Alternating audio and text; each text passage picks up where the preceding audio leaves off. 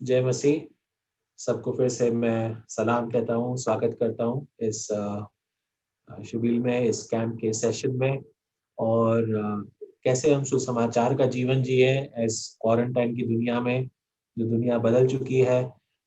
हमें अपने जीवन को अब कैसे जीना है, उसके विषय में हम कुछ देख रहे थे। कुछ वचनों को हमने साथ में देखा, कुछ उदाहरणों को हमने साथ में देखा। अब तक हमने देखा कि कैसे अगर सुसमाचार के लिए जीवन जीना है तो पहले सुसमाचार पे विश्वास करना जरूरी है।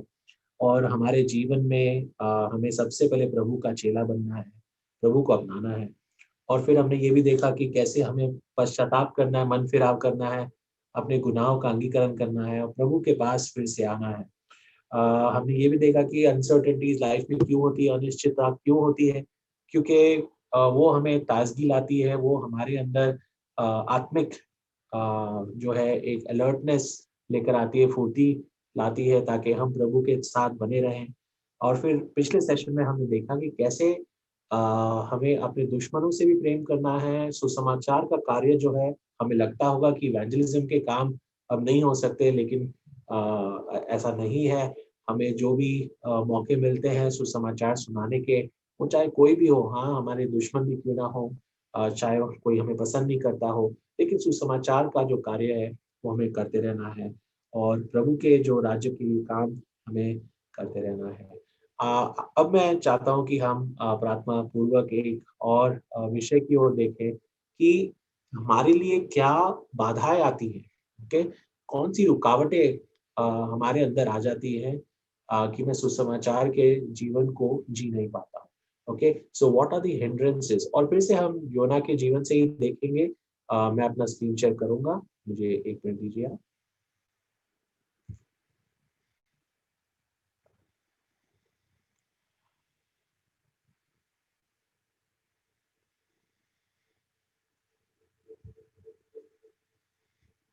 Is it visible?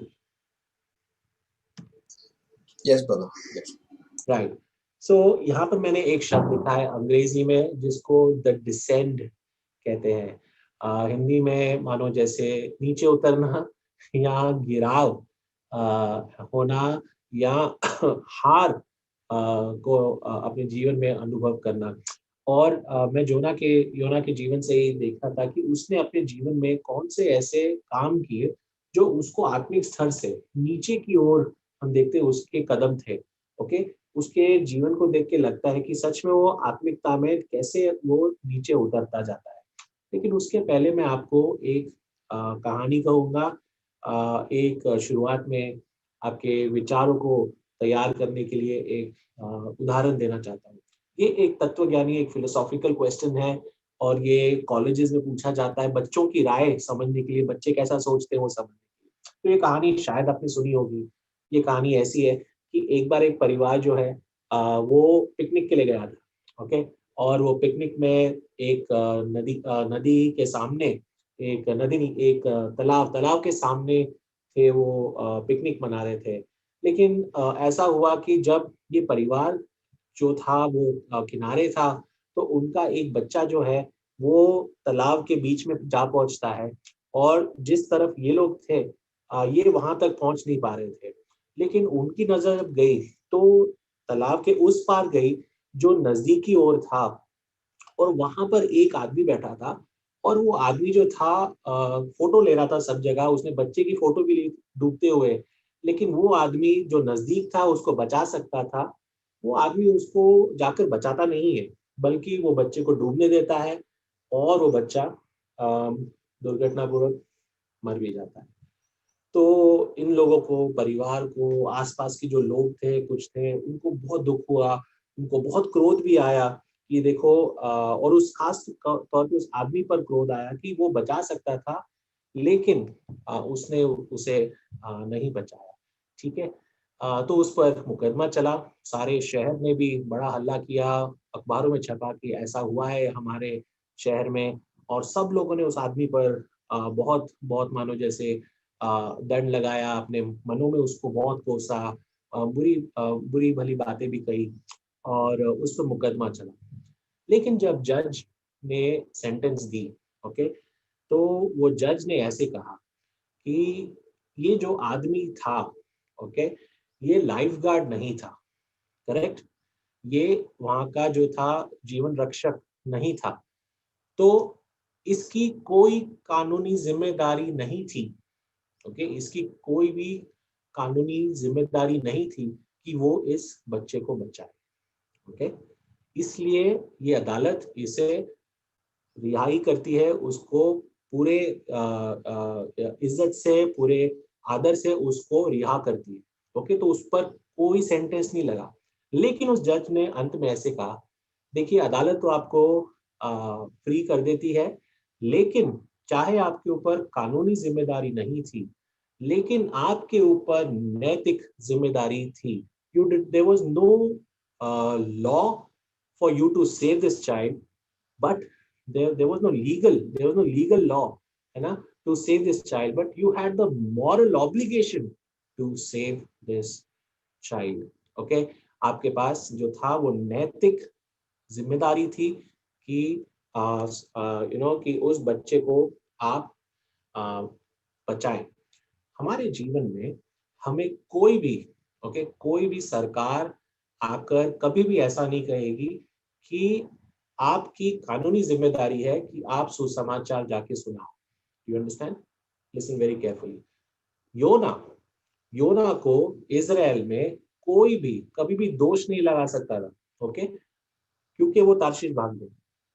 योना के ऊपर कोई उंगली नहीं उठा सकता था क्योंकि वो तार्शीश भाग गया। योना की कोई भी कानूनी जिम्मेदारी नहीं थी कि वो जाके निनवे को सुसमाचार सुनाए, लेकिन नैतिक रीति से उसकी पूरी जिम्मेदारी थी कि वो सुसमाचार का कार्य करे।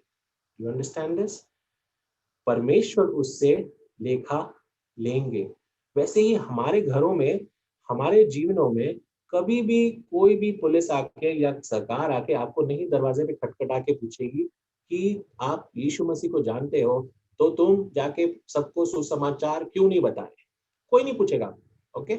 लेकिन परमेश्वर आपसे ये सवाल जरूर करेंगे। मतलब सुसमाचार सुनाने का जो काम है वो हमारी नैतिक जिम्मेदारी, it is your ethical and moral obligation. Do you understand this? It is much bigger. इंसानियत के नाते देखिए, अगर कोई सामने, हम उदाहरण देते ना, कोई डूब रहा है, अगर आप उसको बचाएंगे नहीं तो आपको सच में आपको आपके विवेक को ठेस पहुंचेगी, आप अपने आप को गुनहगार मानते रहेंगे। वैसे ही पाप में जो लोग मर रहे हैं, पाप में जो लोग नष्ट हुए जा रहे हैं, अगर हमें उनके लिए बोझ नहीं होगा, और हमने वो सवाल देखा भी है ना, योना जो था वो शहर के बाहर जाता है, क्रोधित होकर बैठता है, परमेश्वर सवाल पूछते हैं उससे, योना तू गुस्सा क्यों है? क्या हमें चिंता नहीं करनी चाहिए उनकी जो नष्ट हुए जा रहे हैं? और ये सवाल हमें भी अपने आप को पूछते रहना है कि क्या हमें चिंता नहीं है उन लोगों की जो नष्ट हुए जा रहे हैं, ओके। बाइबल हमें क्या कहती है? अगर हम सुसमाचार नहीं सुनाएंगे, ओके, अगर हम सुसमाचार नहीं सुनाएंगे तो बाइबल हमें क्या कहती है? मैं आपका ध्यान लेके जाना चाहता हूँ कुछ आयतों पर, ओके। जैसे हम मत्ती के 5:13 में पढ़ते हैं, ओके, मैथ्यू 5:13, उसमें इंग्लिश में ऐसे लिखा है, you are the salt of the earth, but if the salt loses its flavour, how shall it be seasoned? It is then good for nothing but to be thrown out and trampled underfoot. नमक जो है वो स्वाद के लिए होता है, लेकिन अगर नमक अपना नमकीनपन, अपना स्वाद खो दे तो उसका क्या लाभ है? उसका एक ही काम होता है कि उसे फेंक दिया जाए ताकि वो पैरों तले रौंद दिया जाए, ओके। परमेश्वर का वचन क्या कह रहा है कि नमक और ज्योति कौन है? आप और हम है, right? We are the salt, है ना। हमें इस जगत में वो स्वाद लाना है, हमें वो प्रभु का स्वाद लाना है, प्रभु की सच्चाई को लाना है हमारे समाज में, हमारे जहाँ क्षेत्रों में हमें रखा हुआ है। लेकिन अगर हम वही काम नहीं करेंगे तो यहाँ पर क्या लिखा है? आपका क्या लाभ? उसका क्या लाभ? उस नमक का क्या लाभ? आपको सच में फेंक देना है। उस तरीके से परमेश्वर हमें यहाँ पर कहते हैं कि उसका कोई भी लाभ नहीं है। और एक आपको उदाहरण देना चाहूंगा, और ये बहुत ही कठोर एक उदाहरण है। मेरे जो मेंटर थे, वो मुझे हमेशा ये वचन सुनाते थे एंड बोलते थे कि क्यों हमें सुसमाचार सुनाना है, लोगों को प्रभु यीशु मसीह के बारे में बताना है। ये एजिकियल के 3 अध्याय में लिखा हुआ है, एजिकियल 3 अध्याय और 17वीं आयत में, ओके, 17 और 18 भी है। मैं आपको पढ़ता हूँ और आपको अनुवाद करके भी बताऊंगा। ओके, तो 17 में एजिकियल में लिखा है, चैप्टर 3 के, son of man, I have made you a watchman for the house of Israel. Therefore, hear a word from my mouth and give them warning from me.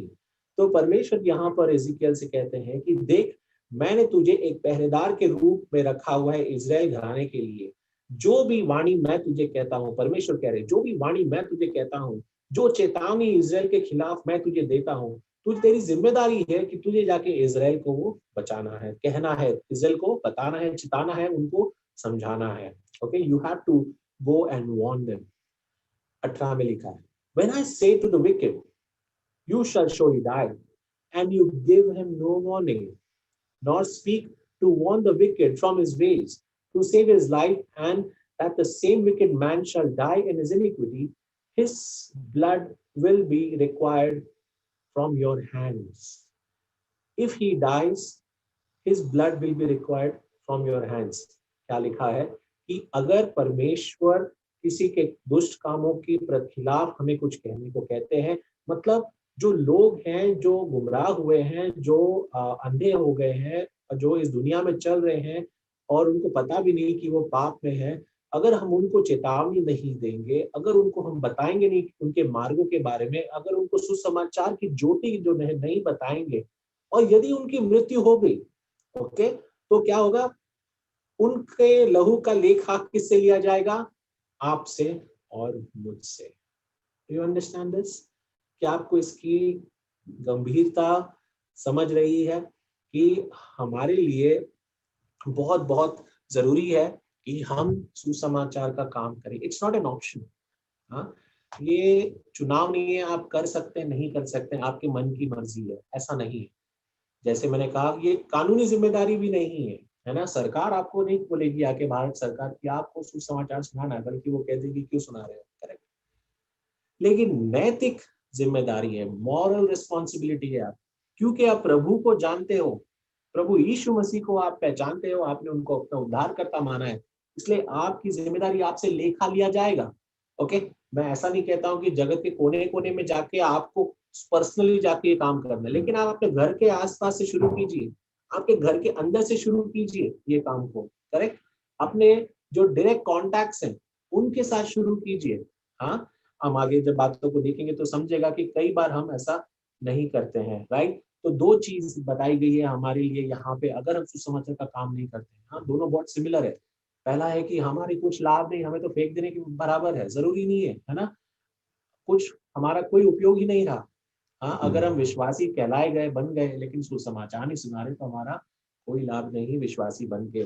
और दूसरा, जो भी लोग हमारे कांटेक्ट में हैं, जो भी लोग हैं, अगर हम उनको ही सच में सुसमाचार नहीं सुनाते हैं, तो उनके लहू का लेखा हमसे लिया जाएगा, उनका हिसाब हमसे लिया जाएगा। देखिए, हमें कई बार ऐसे लगता है कि अगर हम किसी को गॉस्पल मीटिंग ले आते हैं, हाँ, या किसी को सोचो कि सिर्फ एक बार न्यू टेस्टामेंट दे दिया या बाइबल ट्रैक दे दिया, हमने अपना काम कर दिया। Okay, but that's not it. हाँ, ऐसा नहीं है। हमें बात करना है, हमें फॉलो अप करना है। हाँ, हमें उनके साथ प्रार्थना करना है, हमें मौके ढूंढने हैं। हाँ, कि हमें कब उनको प्रभु के बारे में, विषय में और बताएं। देखिए, हमें उनके लिए आंसू बहाने हैं। राइट। जो लोग मरे जा रहे हैं, I don't know if you have shed tears, मुझे नहीं पता क्या आपने कभी जो लोग खोए हैं उनके लिए आंसू बहाए हैं क्या। हाँ, बाइबल हमें कहता है जो आंसू बहाते हुए बोता है वो उसे आनंद से सींचेगा भी। तो हमें उस आयत को थामे रखना है, उनको पहचान लेना है। राइट। और हमें अपने जीवन को वैसे जीना है। ओके, सो योना ने क्या किया? योना ने तो सच में वो उल्टा काम ही किया है ना। योना ने क्या किया? योना को जाना था निनवे, चला गया योपा। ओके, चला गया वो तारशीश, हाँ। और ये है वो टापू, नॉट सॉरी नॉट द टापू, ये वो बंदर है जो पोर्ट, जो पोर्ट है जो आज ऐसे दिखता है। एंड यहाँ से तारशीश के लिए उसने वो जहाज लिया। शायद वो इसी स्थान पर खड़ा होगा कई हजारों साल पहले, मुझे पता नहीं, लेकिन यही वो स्थान है। राइट। सो हम जब मैंने इसको अध्ययन किया पहले अध्याय को, तो मुझे ऐसे चार गिराव दिखे, हाँ, चार ऐसे उतार दिखे योना के जीवन में, आत्मिक स्तर में। कई बार हमारे साथ भी ऐसा होता है कि हम प्रभु में आ तो जाते हैं, विश्वास तो कर लेते हैं हमारी, लेकिन प्रभु में बढ़ोतरी नहीं होती है। दैट इज बिकॉज हमारी जो है हिंड्रेंसेस को हम पार नहीं कर पा रहे हैं। Okay, so these are those four hindrances, ये वैसे चार ऐसी बाधाएं हैं जो योना को गिरा देती हैं। ओके, और सबसे पहली बाधा जो मुझे दिखी, जो गिराव की ओर है, वो है, और ये शब्द इस्तेमाल किया गया, he went down to Joppa. Okay, Joppa जो था, वो स्थान जो था, वहां पे कारोबार किया जाता था। तो मुझे लगता है कि पैसों के विषय में उसका आत्मिक अगर पैरेलल निकाले, तो पैसों के विषय में उसकी वफादारी हमें नहीं दिखती है। ओके, हम इसको और गहराई में देखेंगे। और हमारे जीवन में भी ऐसे होता है कि कई बार विश्वास में लोग हमें दिखते हैं, विश्वास में परिवार आ जाते हैं, लेकिन धन के प्रेम के कारण वे प्रभु को छोड़ देते हैं। हाँ, प्रभु ने खुद कहा ना, जो बीज बोए जाते हैं, कुछ रोड पे गिर जाते हैं, कुछ पत्थरों के बीज गिर जाते हैं, कुछ झाड़ियों के कांटे कटीली झाड़ियों के बीज गिर जाते हैं, है ना। उसमें से वो बीज जो शुरुआत में बहुत आनंद से वो प्रभु को स्वीकार करते हैं, लेकिन क्या करते हैं, दुनिया के प्रेम के कारण, धन के प्रेम के कारण प्रभु से दूर चले जाते हैं। करेक्ट। तो ये बहुत सच बात है, ये ऐसे जीवन में होता है। उसके बाद में हम देखते हैं योना ने और एक गिराव किया, और वो है कि उस जहाज के निचले स्तर में जाके, लिखा है इंग्लिश में, लिखा है he went down again. Okay, so पहले लिखा है he went down to Joppa, दूसरा लिखा है he went down into the ship, okay, to sleep. हाँ, जो जहाज का निचला भाग होता है, जहाँ पे शायद अपने जाल या कुछ सामान जहाज का रखा जाता था, वहां पे योना जाता है और सो जाता है। ओके, ये दर्शाता है योना का आलसपन, आत्मिक आलसपन। ओके, तो वहां पर भी वो कंपन है। फिर उसके बाद में हम देखते हैं कि योना को और एक बार वो गिरा है नीचे। ओके, योना को जब समुद्र में फेंक दिया गया, राइट, योना को जब समुद्र में फेंक दिया गया, तब क्या हुआ, समुद्र के वो नीचे जाने लगा। करेक्ट।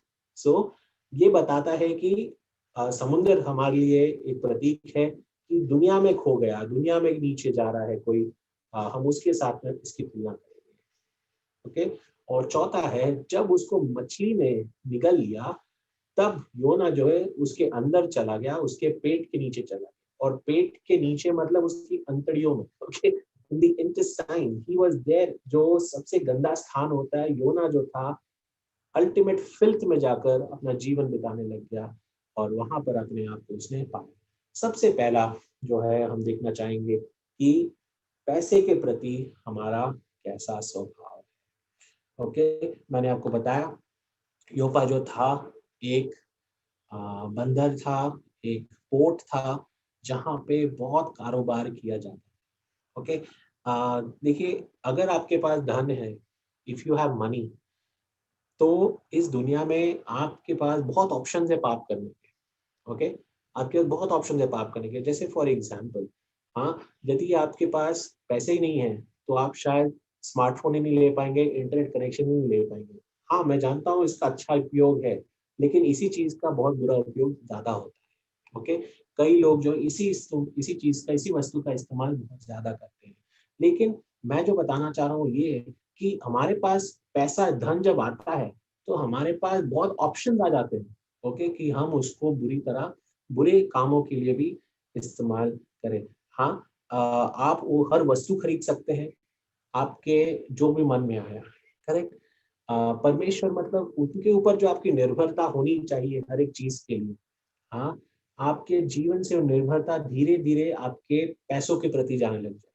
देखिए, मैं ऐसा नहीं कह रहा हूँ कि पैसा होना गलत है, प्लीज डोंट मिसअंडरस्टैंड मी, लेकिन पैसे के प्रति आपकी भावना कैसी है, पैसे का प्रेम कैसा है। हाँ, हमें वो वचन पता है ना, the love of money is a root of all evil. पौलुस ऐसा नहीं कहता है कि पैसा जो है हर बुराई का जड़ है। पौलुस कहता है पैसे के प्रति प्रेम जो है वो हर बुराई का जड़ है। मतलब आप पैसे को किस नजर से देखते हैं? हाँ, आपको क्या आपके जीवन में सबसे ज्यादा चिंता पैसे की है? आप सोचते रहते हो पैसे के बारे में, तो हमने पहले सेशन में वो भी देखा, मतलब पैसा जो है आपका देवता बन चुका है। अगर आप प्रति घंटे समय पैसे के बारे में सोचते रहते हो कि पैसा कैसे मिले, तो मतलब पैसा जो है आपके हृदय के सिंहासन पर जाकर बैठा हुआ है। ओके, सो इसलिए इसको बहुत ध्यान देना है। मुझे हमें हमें पता है कि योना ने क्या किया।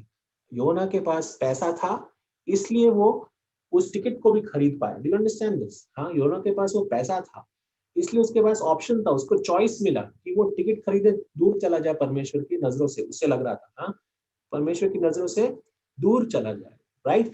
अगर पैसा नहीं होता तो शायद ये वो नहीं करता, राइट। तो इसलिए हमारी वफादारी, हमारी जो भावना है वो पैसे के प्रति कैसी है, हमें उसको हमेशा परखते रहना है। प्रभु यीशु मसीह ने बहुत सरल रीति से कहा, हाँ, कि तुम दो देवताओं की सेवा नहीं कर सकते, तुम दो स्वामियों की सेवा नहीं कर सकते, तुम एक से प्रेम करोगे और दूसरे से नफरत। करेक्ट। इसलिए प्रभु ने कहा कि तुम परमेश्वर से और धन से, करेक्ट, परमेश्वर को, प्रभु यीशु मसीह ने परमेश्वर को और धन को एक एक प्रकार का कंपटीशन बता दिया वहां पे, राइट। हमारे मन के अंदर हम ऐसी भावना पैसे के प्रति ले आते हैं कि हम उससे अपना देवता मानने लग जाते हैं। Okay, so it is in direct competition to God and the affection you have towards God. और परमेश्वर की ओर जो आपको प्रीति होनी चाहिए, हम वो प्रीति परमेश्वर की ओर पैसों की ओर दिखाना शुरू कर देते हैं। मुझे पता नहीं आपको याद होगा कि पिछले साल मैंने एक फॉर्मूला आप लोग को दिया था, राइट। अगर आपके पैसे के विषय में आपको वफादारी दिखानी है तो आपको फॉर्मूला अप्लाई करना है। वो फॉर्मूला किसी को याद है कि नहीं, मुझे पता नहीं, लेकिन वो फॉर्मूला ऐसा था, TSS, tithe, save and spend. Okay, ये हमारा जीवन का क्रम होना चाहिए पैसे को लेकर। मतलब सबसे पहले जब पैसा हमारे हाथों में आता है, सबसे पहले उससे चढ़ावे में डालना, सबसे पहले परमेश्वर को चढ़ाना, सबसे पहले टाइथ करना। तो मैं चाहता हूँ कि आप अपने आप को इस समय परखें। ओके, यू आस्क योरसेल्फ, क्या आप रेगुलरली, हाँ, ऐसे नहीं कि कभी कभार, क्या आप रेगुलरली वो सही मात्रा में टाइथिंग करते हो? हाँ, ये बताएगा आप पैसों के प्रति कितने वफादार हो। How faithful are you towards this? ये हमारे ना एक बहुत बड़ा हिंड्रेंस बन जाता है प्रभु में बढ़ने के लिए। हम जो काम प्रभु हमसे चाहते करना, हम वो नहीं कर पाते हैं, और लिविंग द गॉस्पेल में ये हिंड्रेंस हो जाता है। हम सुसमाचार का जीवन नहीं जी पाते क्योंकि हम पैसों के प्रति वफादारी नहीं दिखाते। We are not faithful towards how we handle worldly wealth. Okay, प्रभु ने ये कहा है, if you are not faithful towards handling worldly wealth, who will hand over to you the heavenly wealth? अगर आप इस दुनिया के खजाने को अगर आप सही रीति से नहीं संभाल सकते हो, तो स्वर्गीय खजाना आपको कौन देगा? करेक्ट। तो इसलिए हमारे इन काम को जो है, इस क्रम को बिल्कुल बिगाड़ना नहीं है। तो सबसे पहले आपको अपने जीवन में वो दशमांश देना शुरू करना होगा। ओके, एंड ऐसा नहीं कभी कभार दे दिया, रेगुलरली करना होगा। दशमांश क्या है? अगर फॉर्मूला से देखा जाए तो 10वां हिस्सा होता है, लेकिन आपकी कोई न्यू टेस्टामेंट में ऐसे कोई फॉर्मूला नहीं है, रोक नहीं है कि 10वां हिस्सा ही देना है। आप उसे अधिक भी दे सकते हैं। मैंने आपको उदाहरण भी दिया था कि जो मिस्टर कोलगेट हैं वो बहुत अच्छे विश्वासी थे, और उनके जीवन के अंत में उन्होंने ये शुरुआत किया था कि वो अपना 90% जो भी कमाई थी वो प्रभु को देते थे, और 10वां हिस्सा सिर्फ अपने पास रखते थे। Okay, so there is no limit to giving. And हम जानते हैं कि कोलगेट जो है बहुत ही सफल एक प्रोडक्ट है, एंड उनके जीवन की वो गवाही भी है। ओके, दूसरा जो है, जब हम टाइथिंग करते हैं, जब दशमांश देते हैं, पैसे देते हैं, तो चेयरफुली करना है, खुशी खुशी करना है। ऐसे नहीं कह रहे यार खर्चा आ गया, इतने खर्चे हैं, क्यों हम प्रभु को डालें? नहीं, धान पेटी में हम प्रभु को दे, है ना, फुल टाइम सर्वेंट्स को सहायता करें।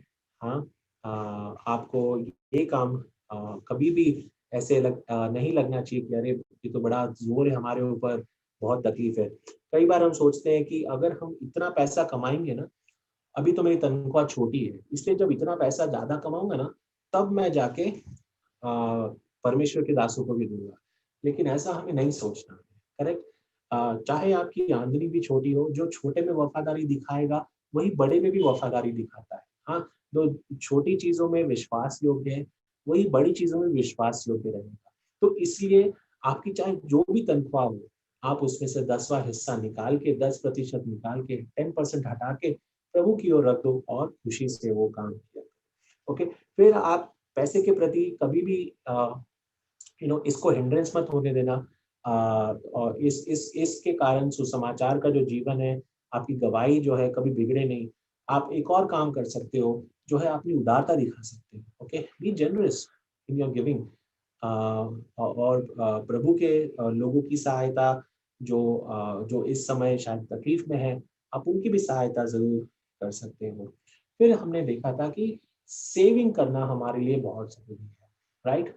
हम कई बार विश्वासी होने के कारण हम ऐसा सोचते हैं कि हमें सेविंग करने की जरूरत नहीं है। But I want to tell you that the word of God is very clear. Okay, परमेश्वर का वचन एक बैलेंस एक्सपेक्ट करता है हमारे जीवन में। और हमें सेविंग करना मतलब आगे के दिनों के लिए, एक अकाल के समय के लिए भी सेविंग करना चाहिए। ओके, हमने यूसुफ की एक कहानी देखी थी, और यूसुफ ने जब लोगों को मिस्र में जब प्रधानमंत्री बन गया था, तो यूसुफ ने लोगों को ये आदेश दिया था कि तुम अपना जो है दो भाग जो है फैरो को लाकर देना, और बाकी का जो भाग है उसमें से तुम कुछ भाग जो है बोना, उसको सेव करना। ओके, उसको अपने खेतों में फिर से लगाना। Correct. So saving is like putting it back in the field, ताकि वो आपको आगे जाके फल दे। So saving is not wrong. Okay, लेकिन ये क्रम बिगड़ना नहीं चाहिए। सबसे पहले आपको प्रभु को देना है, फिर सेविंग के बारे में सोचना है। Okay, how much you should save, it's up to you. लेकिन आप अपने परिवार के लिए, अपने बच्चों के लिए, अपने जिम्मेदारी जो है वो पूरी करने, गरज पूरी करने के लिए जरूर सेव करना है आगे की। There are many logical formulas. कई लोग ऐसा मानते हैं। I just give an example, this is not, ये कुछ एकदम परफेक्ट एग्जांपल नहीं है, या ये ऐसा नहीं है कि यही आपको करना है। लेकिन ऐसा माना जाता है कि अगर आपकी तनख्वाह 10,000 है और आपके घर पे 4 लोग हैं, तो आपको उसके हिसाब से हर एक व्यक्ति के लिए एक एक महीने की तनख्वाह रखनी चाहिए। लाइक आई सेड, ये कोई परफेक्ट फॉर्मूला नहीं है, ये सिर्फ एक उदाहरण है आपको शुरुआत करने के लिए। तो आप ऐसे तो शुरुआत कीजिए। ओके, ऐसे तो आप शुरुआत कर सकते हैं। So you must save for the rainy day. And आपको फिर तीसरा जो चीज करना है, फिर खर्च करने के विषय में सोचना। आई स्टिल रिमेम्बर, जब मैंने पहले कमाई की, हाँ, तो मुझे लगा सबसे पहले तो खर्चा सोचना चाहिए। हाँ, क्या लेंगे, अच्छे कपड़े लेंगे, अच्छा शर्ट पैंट लेंगे, मोबाइल फोन खरीदेंगे, फिर देखेंगे प्रभुओं को डालेंगे कि नहीं डालेंगे। करेक्ट। लेकिन मुझे फिर सिखाया गया, हाँ, जो मैं आपको बता रहा हूँ वैसे मुझे भी किसी ने सिखाया कि नहीं, ये आपके जीवन की शैली बिगाड़ देगा। आपको पैसे के प्रति वफादारी जो है वो नहीं दिखा पाओगे आप, आपके लिए एक रुकावट बन जाएगा उल्टा। क्योंकि आप हमेशा खर्च आसान से कर सकते हो, बचा नहीं सकते। और प्रभु को देना तो बहुत दूर की बात हो जाएगी आपके लिए। तो लास्ट में जो गर्ज है, ओके, जो जरूरत है, वो आपको पूरी करनी है। Do you understand this? Bible में ये भी लिखा गया है कि जो व्यक्ति अपने परिवार की उपलब्धि नहीं करता है, वो तो अविश्वासी ठहरा। Do you understand this? हाँ, ये बहुत गंभीर चीज है। जो विश्वासी अपने परिवार की जरूरतों को भी पूरी नहीं कर सकता है, जो जरूरतें, हाँ, what are the needs, what are the necessities, आप वो देखिए। हाँ, लग्जरी मत देखिए परिवार की। ओके, बट बेयर नेसेसिटीज तो आपको हमेशा देनी चाहिए। एंड अगर आप ये भी नहीं करते तो आप अविश्वासी के बराबर निकल गए। ओके, सो इसलिए पैसे के प्रति हमें वफादारी दिखानी है। योना जो था उसमें गिर गया, उसके लिए वो एक गिराव था। मैं चाहता हूं कि आप इसको सीखें और आप इस विषय में ना गिरे। दूसरा जो था, मैंने आपको बताया कि वो योना जो है, और वो 5वीं आयत में हम पढ़ सकते हैं कि ही went down into the lower part of the ship. Okay, Hindi में ऐसे लिखा है, तब मल्ला लोग डर के अपने अपने उस, ओके, वो सब भंडार को फेंकने लगे। परंतु योना, ओके, मैं लास्ट वाला पढ़ता हूँ परंतु योना जहाज के निचले भाग में उतर कर सो गया था। Okay, can you believe it? बाहर तूफान आया हुआ है, वहां पर जो तैराक लोग हैं, मल्ला लोग हैं, जो सॉरी जो जहाजी लोग हैं, वो अपनी जान बचाने के पीछे पड़े हुए हैं और बाकी सामान को फेंक रहे हैं। यहाँ पर योना क्या कर रहा है, जाके आराम से सो रहा है। मतलब है ना, तूफान लगी है लेकिन मैं तो आराम से सोऊंगा। हाँ, चाहे बस्ती में आग भी लग जाए, मैं तो क्या करूंगा, मैं तो मस्ती करूंगा। राइट, उसका जीवन ऐसा था। हाँ, यहाँ पे दिखता है क्या कि वो क्या कर रहा है, सो रहा है। ओके, मैंने जब इसका अनुमान लगाया तो I thought this is equivalent to laziness, आत्मिक आलसपन। आपके सामने जो कैरेक्टर होगा, ये जो दिख रहा है, आई डोंट नो आज के बच्चों को पता है कि नहीं, लेकिन हमारे जब मैं छोटा था तब ये कैरेक्टर बहुत फेमस था। ये बिल्ली थी, इसका नाम गारफील्ड था। ओके, इसकी खासियत ये थी कि ये बहुत आलसी बिल्ली थी। हाँ, जो सिर्फ खाती रहती थी, उसको सिर्फ खाना पसंद था और सोना पसंद था। ओके, इसको यही दो काम पसंद थे।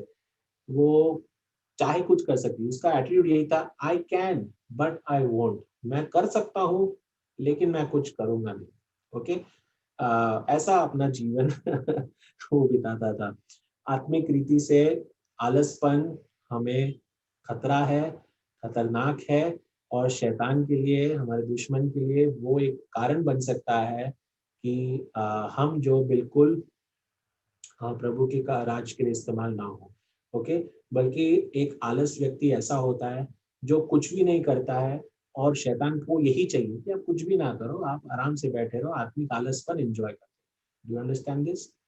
हाँ, आलसपन ऐसा है कि आप कुछ भी नहीं करते, आराम से बैठे रहते हैं, और शैतान को यही चाहिए कि कुछ भी मत करो। क्यों जाना सुसमाचार सुनाना, क्यों जाना मसीह के लिए जीवन जीना, आपको जो मन में आया करो, आराम से बैठे रहो, आलसपन दिखाओ। एक उदाहरण मैं आपको देना चाहता हूँ, ये मैंने कुछ साल पहले आपको बांटा था आलसपन के ऊपर।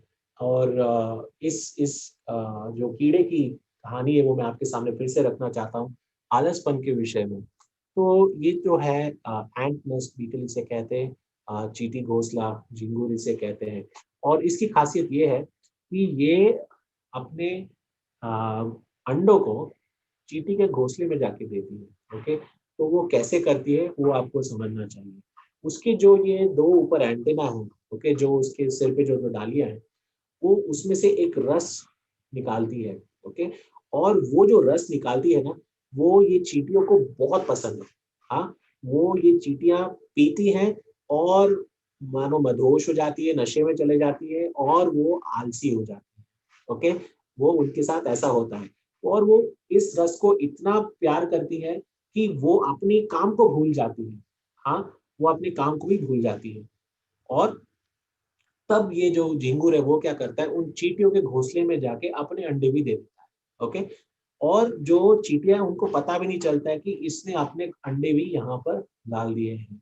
ऑलराइट, और ऐसा होता है कि जैसे जैसे चींटियां अपने अंडों की देखरेख करती है, वैसे ही इस झिंगुर के अंडों को भी देखरेख करने लग जाती है, क्योंकि वो आलस में चले गई, नशे में चली गई, उन्होंने अपने होश खो बैठे, अलर्टनेस नहीं रहा, और उन्होंने जो उनके करना चाहिए था, बचाव करना चाहिए था, उन्होंने इस गलती के कारण इसको न्योता देकर सच में अपने जीवन में बहुत बड़ी बर्बादी बर्बादी ले आते हैं। ऑलराइट, इससे आत्मिक सीख है हमारे लिए। हम कई बार कुछ चीज हमें पसंद होती है, और हम उस चीज को अपने जीवन में अनुमति देते हैं, और वो आदत हमें कई बार सुन्न बना देती है, हमें आलसी बना देती है। और ऐसा होता है कि वैसे समय पर ही दुश्मन भी जो है हमारे जीवन में आके काम करने लग जाता है, और हमें पता भी नहीं चलता है, हम उसकी देख रेख करने लग जाते हैं, दुश्मन के अंडों की मानो जैसे देख रेख करने लग जाते हैं, और हमें पता भी नहीं चलता है। आलसपन इसलिए एक बहुत ही खतरनाक चीज है। आपको हमेशा फुर्तीला रहना है आत्मिक रीति से। हमने पहले भी देखा, हाँ, कि वो मछलियों को कैसे फुर्तीला रखने के लिए, ताजा रखने के लिए वो शाप का इस्तेमाल किया जाता है। उसके बिल्कुल विरुद्ध आलस लाने के लिए, आलस लाने के लिए शैतान जो है हमारे जीवन में ऐसे कार्य ले आता है, ताकि हम कुछ भी ना करें, आलसी बन जाए। ठीक है, नेक्स्ट और एक गिराव जो है जो हमने देखा, वो ये है कि योना को समुन्द्र में फेंक दिया गया। ओके, 15वीं आयत में हम पढ़ते हैं, योना पहला अध्याय 15वीं आयत, और वहां पर हम देखते हैं कि योना को समुद्र में फेंक दिया। ओके, देखिए, उसके बाद लिखा गया कि समुद्र में जो तूफान था वो थम गया। ओके। लेकिन बाइबल में ऐसा कोई भी फॉर्मूला नहीं है कि जहां पर किसी इंसान को अगर समुद्र में फेंक दो तो तूफान थम जाएगा, ऐसा कोई भी फॉर्मूला नहीं है। लेकिन यहाँ पर क्या हो रहा था वो समझिए आप। योना जो है, जब तक पैसों से भाग सकता था, जब तक अपनी आंखें बंद करके सो सकता था, हाँ, जब तक वो अपने मन से झूठ बोल सकता था, उसने वो सब किया। ओके। और अब अंत में उसने ये इच्छा की कि वो अब मार दिया जाए। करेक्ट। उसको पता नहीं था कि नीचे मछली है, हाँ, हिंदी में मगरमच्छ लिखा है कि नीचे मछली है उसको निगलने के लिए। लेकिन उसकी इच्छा ये थी कि वो मर जाए ताकि परमेश्वर का जो भी काम है वो सच में अब ना हो। You understand this? इसलिए मैंने कहा योना जो है बहुत ही विचित्र व्यक्ति है, विचित्र एक नबी है प्रभु का। ओके। लेकिन फिर भी परमेश्वर ने उसको दूसरा मौका दिया। Can you believe it? परमेश्वर उसको मौका देते। तो समुद्र जो है प्रतीक है दुनिया का, और योना जो है मानो जैसे दुनियादारी में हम उसको समझ सकते हैं कि कोई कैसे गिरता है, तो उसके साथ हम उसकी तुलना कर सकते हैं। आपकी मसीहा कैसी है? आप दुनियादारी में कितना घुस गए हैं, या कितनी दुनिया आपके अंदर है? मैं चाहता हूं कि आप अपने आप से पूछिए। ओके। आप अपने दोस्तों को देखिए, राइट? कैसे हैं आपके दोस्त? आपकी संगति कैसी है? अगर आपको दुनिया की संगति ज्यादा पसंद है, राइट, दुनिया के दोस्त ज्यादा पसंद है, तो मतलब आप एक समझौता कर बैठे हैं। ओके। हाँ, भजन पहले फर्स्ट साम 1 में भी हम वो पढ़ते हैं, है ना, कि blessed is the man who does not walk in the council of the ungodly. Correct. हम उसके बताए मार्गों में नहीं चलते, उसके उस आसन पे नहीं बैठते, उस पे उपस्थिति में खड़े भी नहीं रहते। तो फिर आपकी देखिए, आप यारी दोस्ती कहाँ पर है? आप पूछिए। देखिए, मैं ऐसा नहीं कहता कि आपको दुनिया के दोस्त नहीं बनाने। अगर आप नहीं बनाएंगे तो इवेंजलाइज किसको करेंगे? But here's a difference. आप अगर दोस्त बना रहे हैं तो उनको इवेंजलाइज करने के लिए, उनको प्रभु के बारे में बताने के लिए आप उनसे दोस्ती भी कीजिए। ऐसा नहीं कि आप उनके नकल लगाना शुरू कर दें। ओके। सो अगर आप उनके से नकल करने लग गए, उनके जैसे सोचने लग गए, मतलब दुनिया आपके अंदर आने लग गई है, राइट? आप खोए जा रहे हैं दुनिया में। जैसे ये भीड़ है, आप इसमें घुस गए हो, आप किसी को पता भी नहीं चलेगा कि आप कहाँ पर खड़े हो। मतलब आपका कोई गवाही नहीं है। आप जहाँ पे काम करते हो, कॉलेज में पढ़ाई करते हो, कोई भी नहीं जानता है कि आप मसीह हो। आपका जीवन शैली ऐसा है, आपका चाल चलन ऐसा है। और एक चीज है जो हम दुनियादारी में गिर जाते हैं, वो ये है हमारी बोली। देखिए, आपको और हम सबको पता है कि चर्च में कैसे बोला जाता है, लेकिन हमारी बोली वैसे नहीं है। इट्स अ मेक मॉकअप, है ना? ये एक क्या कहते हैं, एक नकाब सा हम पहन लेते हैं। हाँ, हम जो अपने दोस्तों के साथ बाहर कई बार बात करते हैं, कई बार हमारी बोली जो है दुनिया से भी, दुनिया के लोग भी शायद कभी अच्छी बोली बोलते होंगे, लेकिन हमें चेतावनी दी गई है कि हमारे मुंह से कोई भी शब्द अशब्द नहीं निकलना चाहिए। बल्कि प्रभु कहते हैं कि तुम्हारे मुंह से हर एक शब्द जो निकला है उसका हिसाब परमेश्वर लेंगे। ओके। तो इस बात को हमें कभी भी नहीं भूलना है। फिर अपने पहनावे में, हम अपने कपड़ों में, शायद मैं जो बोल रहा हूँ कईयों को पसंद नहीं आएगा, but it's something you should examine. आप अपने आप को परखिए। Who are you imitating? हम किसकी नकल लगाते हैं? हाँ, क्या मुझे देखकर कोई कह सकता है कि मैं विश्वासी हूँ, या मैं सच में जो एक मॉडल हूँ, या है ना, कोई बहुत ही फैशनेबल आदमी हूँ या स्त्री हूँ? बाइबल कहती है कि हमारा पहनावा जो है सोबर होना चाहिए। मतलब हमारे अंग ढके हुए होने चाहिए। हमें नग्न आधे नग्न कपड़े ऐसे नहीं पहनने, कपड़े नहीं पहनने चाहिए। हाँ, we have to be sober in our dressing, right? फिर आप देखिए, आप दुनियादारी में जो गिर जाते हैं वो अपने समय को लेकर। आप सबसे ज्यादा समय कहाँ बिता रहे हैं वो आप देखिए। ओके, उसको परखिए। उससे पता चलेगा कि कितनी दुनिया आपके अंदर है। आप कितना समय क्या देख रहे हो? हाँ, आपके मोबाइल फोन में, टीवी में क्या देखते हो? कौन से गाने आपको पसंद आते हैं? इससे पता चलेगा कि सच में आप सुसमाचार का जीवन जी पा रहे हो या नहीं। ओके। फिर और एक पांचवा चीज मैं देना चाहता हूँ दुनियादारी के विषय में, वो है कि हमारी सोच। आप परखिए, examine yourself, how is your thought life? Is it pure? क्या वो शुद्ध है? हाँ, या आप अपने मन में बैठ के वो हर बुरा काम सोच लेते हो, वो क्रोध करते हो, बदले की भावना रखते हो, ईर्ष्या रखते हो किसी के काम के प्रति या किसी की सफलता के प्रति।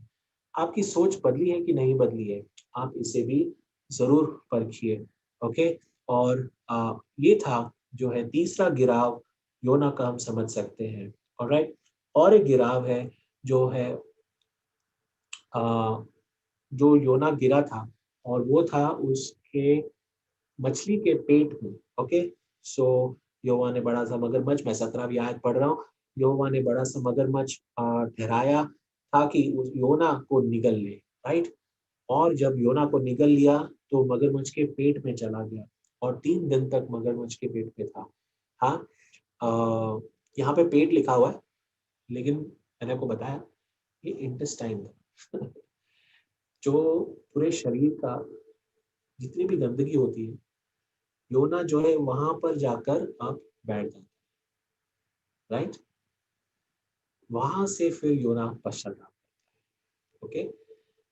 किसी ने पूछा है, बाय द वे ये फोटो जो आपके सामने है ये किसी का घर है। ये यहाँ पे कोई तूफान नहीं आया था, यहाँ पे लोग रहते थे, इनके बच्चे भी थे। एंड जब पड़ोसियों ने शिकायत की कि यहाँ जो इनके घर से हम गुजरते इनकी खिड़कियों से भी मतलब बहुत दुर्गंध आ रही है, तो सोशल सर्विस कार्यकर्ता आए और उन लोग ने इन लोगों को वहां से बाहर निकाला, उनके घर पर सोशल जो अनहाइजीन लाइफ जी रहे थे वो देखा। तो यू नो पता चला कि वह कैसे जी रहे थे, ओके? बट हाइट इज, ये लोग तो जी रहे थे, इनको तो पता भी नहीं, इनको तो फर्क भी नहीं पड़ रहा। And that is the seriousness about filth. और गंदगी के बारे में ये खास बात है कि अगर आप गंदगी में ज्यादा समय तक रहोगे तो गंदगी भी आपको गंदी नहीं लगती। समझा आपको? अगर आप अधिक समय तक गंदगी में बैठे रहोगे तो आपको आदत हो जाएगी, आपको दुर्गंध भी बुरी नहीं लगेगी, आपके कपड़ों में से बात सारी आपको पता भी नहीं चलेगा, ओके? इसलिए अपने जीवन को शुद्ध रखना है। इसलिए उस गंदगी में के जैसे ही मानो जैसे प्रवेश होने भी नहीं देना आपके जीवन में, क्योंकि धीरे-धीरे वो क्या करेगा, आपको नासुर बना देगा, ओके? आपको सॉरी सुन्न बना देगा, आपको उसके खिलाफ जो है आपकी जो सेंसेस है वो डिसेंसिटाइज कर देगा। आप असंवेदनशील हो जाओगे, आपको पता भी नहीं चलेगा कि ये चीज सच में एक पाप है या गलत है। योना जो था इस गंदगी के स्थान में चला गया। एक व्यक्ति की कहानी मैंने पढ़ी थी और जेम्स बार्टली उनका नाम है। और जेम्स बार्टली जो है ऐसे व्यक्ति थे जो सच में एक बड़े से विशाल से एक मगरमच्छ या एक बड़ी मछली के पेट में सच में चले गए थे, उसको निगल लिया गया था मछली ने जब वो समुद्र में थे। और 3 दिन के बाद वो जब सॉरी कई दिनों के बाद वो निकाले गए तो भाई जेम्स जो थे वो जिंदा निकले, ओके? सो कई लोग कहते हैं कि ये कहानी जो जोना की ये सच्ची नहीं है, लेकिन ये सच है, ये पॉसिबल है। और ऐसा हुआ कि मच्छी मर गई थी, हाँ। मच्छी को पेट में कब्जी हुई और वो मच्छी मर गई थी, लेकिन ये भाई बच गए थे। लेकिन एक चीज हुई जो मैं आपका ध्यान देना चाहता हूँ और ये आखिर का एक उदाहरण होगा मेरे लिए, फिर हम समाप्त करें। उस जो भी 3-4 दिनों के बाद जब जेम्स बार्टली को बाहर निकाला गया, तब उनकी जो चमड़ी थी वो मानो जैसे सड़ गई और बाकी सारी उम्र तक उनकी चमड़ी जो है वैसी ही रही और उनको हमेशा देख के पता चलता था कि इनके साथ कुछ तो गंभीर हुआ है। माना जाता है कि योना के साथ भी जब वो निनवे पहुंचा 3 दिन के बाद, तब वो उस मगरमच्छ के पेट में जो भी एसिड्स थे वो भी योना के ऊपर काम कर रहे थे, इसलिए लोगों ने पहचान लिया शायद, हाँ, कि योना का चेहरा बदल गया है, उसके शरीर की चमड़ी बदल गई है, कुछ तो हुआ है इस आदमी के साथ। हाँ, एंड इसका उसका कारण इसका जो आत्मिक सीख ये है कि हम कई बार गंदगी में रहते हैं और उस गंदगी को हम अपने साथ लेना लेकर जीना शुरू कर देते हैं। हाँ, एक पिता और एक बेटा जो है शिकार के लिए गए थे और वहां पर उन्होंने एक पंछी को देखा और वो पंछी की एक बात थी कि उसकी जो आगे की जो चोंच थी वो मुड़ी हुई थी। और बेटे ने देखा और पिता से पूछा कि ये इसकी चोंच मुड़ी क्यों हुई है? पिता ने ऐसे कहा कि हो सकता है, और ये कई बार होता है कि वो जब मछली पकड़ने के लिए ये पंछी जब पानी में छलांग लगाता है, तब उसको अनुमान नहीं होता कि ज़मीन कहाँ है, और वो जाके चोंच अपनी ज़मीन में मार देता है, और वो हमेशा के लिए उसकी चोंच जो है बेंड हो जाती है। आप मानेंगे नहीं, सारी उम्र वो अब टेढ़ी चोंच के साथ ही जीता रहता है। ओके? वैसा ही गुनाह है, वैसा ही पाप है। उसका जो अंजाम है, उसका जो हमारे ऊपर जो अंजाम होता है, हम उसे लिए अपने जीवन में जीते रहते हैं। ओके? तो इसलिए आप कभी भी इसको हल्केपन से मत लेना, इसको ऐसा मत सोचना कि मुझे तो कुछ हानि नहीं होगी, परमेश्वर मुझे सँभालते रहेंगे। लेकिन ये बात सच है कि पाप का अंजाम आपको ज़रूर सहन करना होगा, एंड पाप का अंजाम जो है बदसूरत होता है, बहुत ही भयानक होता है। ओके? चाहे आपके उद्धार ना खोया हो, हाँ, लेकिन आपको नुकसान ज़रूर होगा। हनन्याह सफीरा के विषय में हम पढ़ते हैं नए नियम में, उनको तो अपनी जान भी गँवानी पड़ी थी। You understand? हाँ, वे कलीसिया के भाग थे, लेकिन उनको अपनी जान भी गँवानी पड़ी थी उनके उस पाप के कारण। तो इसलिए आप इसको हल्केपन से बिल्कुल मत लेना। कभी भी समझौता मत करना। और जैसे हमने ये 4 बाधाएँ देखी, हम उससे बच के रहना, जो मैंने आपको बताया योना के जीवन से।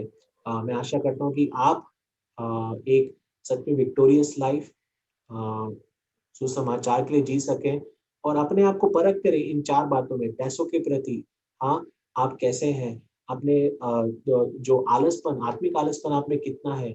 आप कितनी दुनियादारी अब भी आपके अंदर है, और कितनी गंदगी को आप अभी झेल लेते हो? विश्वासी को कभी भी उस गंदगी को झेलना नहीं है।